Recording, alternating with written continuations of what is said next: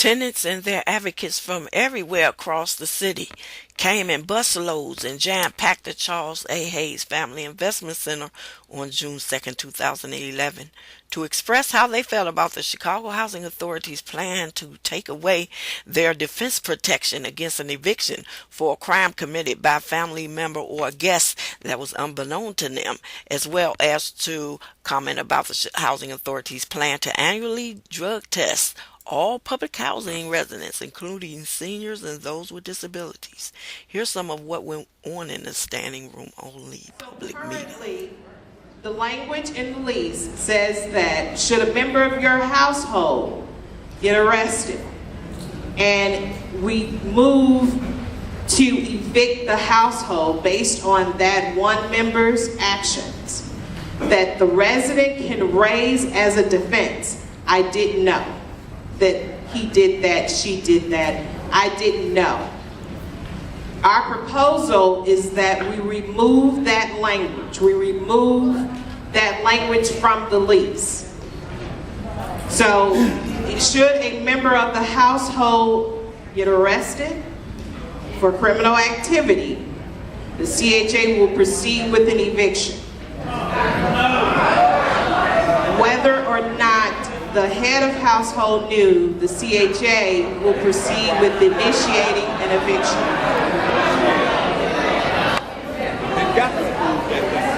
Not fair. It is really cruel. It is humiliating. And you guys would not want that to be done. Hallelujah. Drugs are everywhere. So why Carl walks out the box and pinpoint us? Because a lot of times when I'm getting ready to come to the office, I'm looking at the person in the limousine come up. I'm looking at the person in the fire suit come up. I'm looking at the mailman come up, coming in their uniforms to get the stuff. So don't make it so that we feel, because with this proposal for drug testing, we actually feel like we're being singled out. To say that because we poor. We might be poor in money, but God got us covered.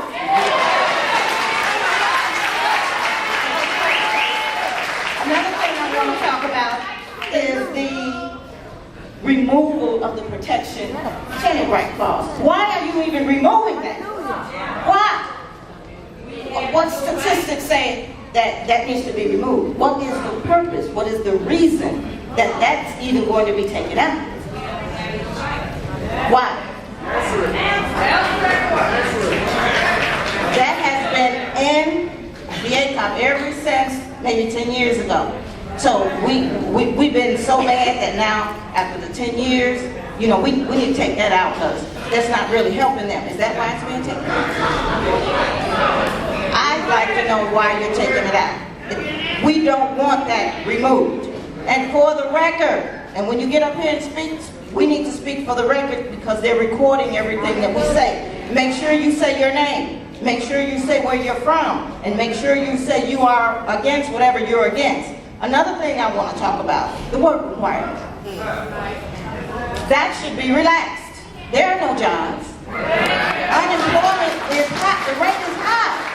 So why would you impose the work requirement on us when there's no job for people? I've got a master's. I'm not working. So we're asking that the work requirement be relaxed and not enforced. Another thing I'd like to talk about is when you first talked, Mr. Jordan, you said that the property, you said something about the property is not, you're not responsible for it being safe. But the cameras, you're not responsible for us looking out for us. So what are you guys responsible for? How is it that the cameras are not, when we talk about it, you say there's surveillance. So they're not really protecting us. But now the property, you're not really protecting that. What sense do that make? So we are asking, as human beings and as children of God, because God does not discriminate. According to God, I'm a king, I'm a queen, because I'm a woman, and I'm his daughter. We know who we are. And the guys are kings because you are his sons. So don't treat us like we're nothing. You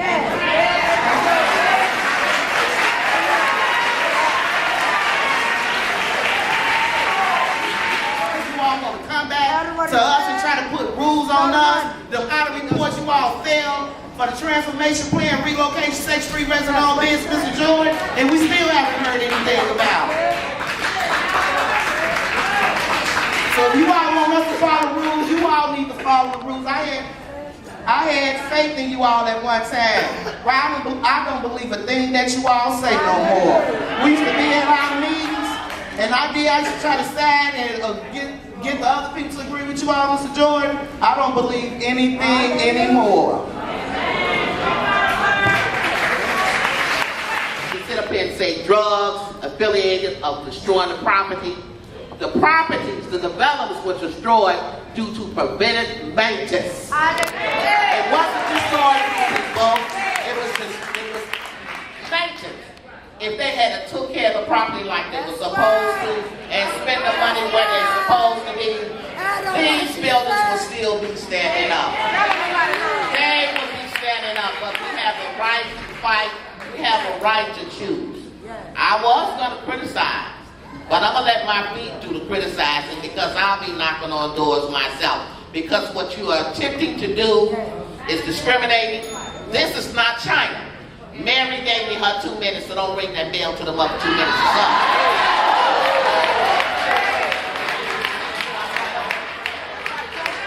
You know, my time is just as valuable as anybody else. I lost lots of residents. Bravo Telehome was the largest development in the world. And my peoples are all over in every development in the city that is left. And you have to think about it. This gentleman here that was over here for Coco. Our children, where are they going to go? What are they going to do? We have to come up with something better than this. You got to come up with this idea. I don't know who created it. I don't know what your lawyers were doing. But it was a waste of energy and time. The drug testing could have been put for a new stove, a new refrigerator, security, anything else. The money was spent there. I'm not trying to be comical. I'm just giving everybody a reality check. Life goes on. Life goes on, and we need help.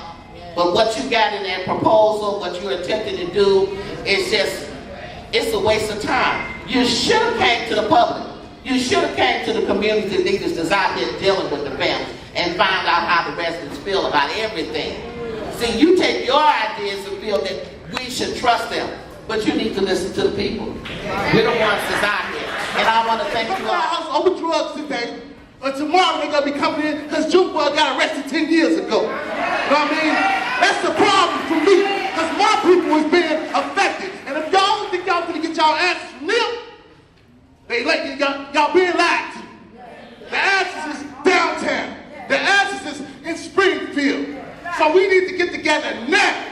Y'all can talk to them. They got to take it back to their bosses. And they got to keep it moving. Because they live downtown, or they live up north, and some don't even stay in the city. I ain't mad at y'all brothers and sisters for doing y'all jobs and being here. First of all, thank them for doing their jobs.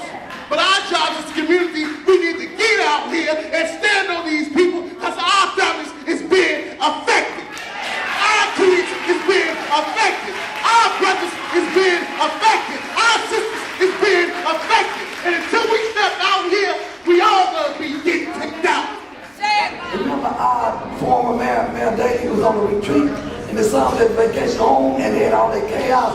What did the mayor say? Oh, it's my son. Kids make mistakes. What am I supposed to do? You don't get the kid off because he made a mistake. Did the mayor not state that? Yeah. But that's the mayor. Well, we ain't nothing but residents. And don't nobody care about us but us. Plus, I'm not leaving at 8 o'clock. Everyone, we are passing petitions around. These petitions will go to the mayor, the governor, and every elected official. And since it's now election time, it'll go to Barack Obama's headquarters also.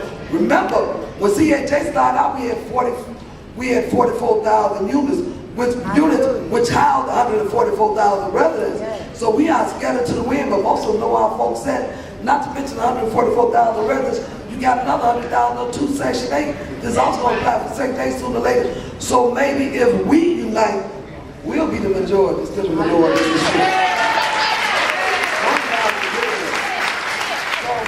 With respect to the innocent tenant defense, federal law allows CHA to hold innocent tenants liable when their guests or household members commit drug-related crimes or crimes that threaten other residents' health or safety or right to peaceful enjoyment of the premises. In the early 1990s, CHA amended its lease agreement to include language that afforded innocent tenants who are facing eviction for another person's crime the right to assert that they did not know or have any reason to know that the crime would be committed. By making this amendment, CHA acknowledged that innocent residents should not be punished for a crime they could not foresee or prevent. The CHA affirmed its commitment to this lease language in 2002 after the Supreme Court declared that the federal regulations were constitutional. Now, almost 10 years later, CHA is trying to remove this vital tenant protection from the lease for no good reason. Thank you. One more thing to say. Thank you for your comment. When we talk to CHA officials and ask them why they're removing the innocent tenant defense, their response is because we can. Just because they can doesn't mean they should. Increased homelessness in our community. Drug testing without suspicion of drug use violates the Fourth Amendment's protection against unreasonable searches. And there is no evidence that public housing residents are more likely to use drugs than anybody else like me. In this society. Exactly. So on an average of $44 a test, who's going to be paying for this? And, you know, I don't know if you're going to make CHA residents pay for it, but if CHA pays for it, you're going to be paying for thousands and thousands of people to get drug tested, and we really feel that the money could be used other ways. Lastly, CHA says that people can avoid losing their housing by entering into treatment, but substance abuse treatment is in very short supply, especially after the recent budget cuts in Illinois that left a lot of people without treatment. And IDHS, which is the alcohol and substance abuse, they cut $30 million in substance abuse. So that means 3,000 people were denied substance treatment. And the average wait for a person to get treatment for methadone is 139 days, and you said 90 days. So we should really address that. Thank you, 10,001. Thank you for allowing us to speak tonight in opposition to the proposal to drug test without suspicion residents and applicants as a condition of public housing. It's been a long night. I won't repeat everything that's been said before about cost, about privacy, about unconstitutionality. I do just want to make a few short observations. Number one, there is data collected every year by the U.S. government about drug use by all kinds of people. And what it shows year after year is consistent rates of drug use and abuse by all kinds of different Americans, including on the basis of income. And what it shows, in the government's own words, is consistent rates of drug use and abuse by the poorest people who are benefiting from government programs and from everybody else. And therefore, this emerging double standard of who has to take a drug test in order to have the benefit of renting a house is a double standard that does not rest in data.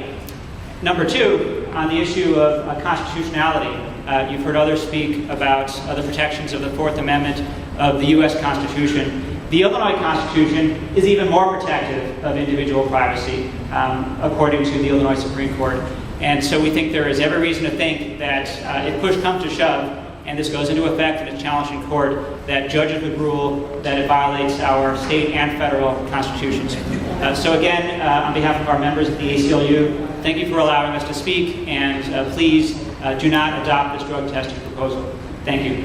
I handed you this, but I'm just going to read what it says. Guys, respectfully. That's all right. That's all right. We're going to please all. My name is Pat Dowell. I'm the alderman in the 3rd Ward. And what my paper says is that, Lewis, I didn't want to speak publicly without speaking to you first. These policies are wrong and should not be applied to our people. Our folks are being penalized as a result of the ills of America. Our tax policies, racism, corporate greed, and other sins have created our problems. And yes, we exacerbate them sometimes, but we have to resist what seems to be expedient. The answers lie not in what we're doing here tonight, but in efforts to correct our American sickness. And I wanted to just acknowledge that you are in a tough spot as an African American male. But these policies are wrong. Thank you.